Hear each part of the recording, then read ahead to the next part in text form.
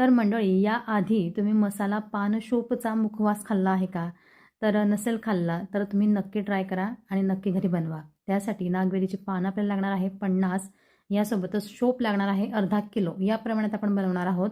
तर पानं तोडून यामध्ये थोडं पाणी टाकून मिक्सर जारमधून याची आपण पेस्ट करून घ्यायची. 1 पाव साखर घ्यायची आणि दुसरे जिन्नस म्हणजे काथा आणि चुना, जो पानामध्ये आपण नेहमी वापरता.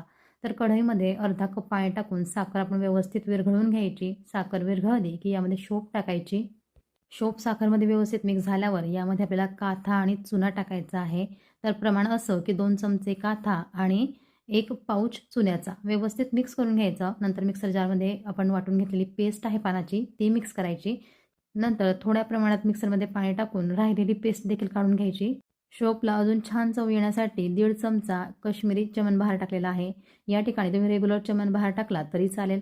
व्यवस्थित मिक्स केल्यानंतर ही जी शोप आहे ती तयार झालेली आहे. मात्र वर्षभर टिकवायची आहे म्हणून आपण ही उन्हात वाळवून घ्यायची 2 दिवस.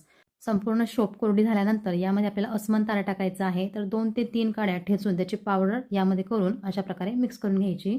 तर मंडळी, कसा वाटला तुम्हाला आजचा हा मसाला पान शोपचा मुखवास? नक्कीच आवडला तर लाईक करा.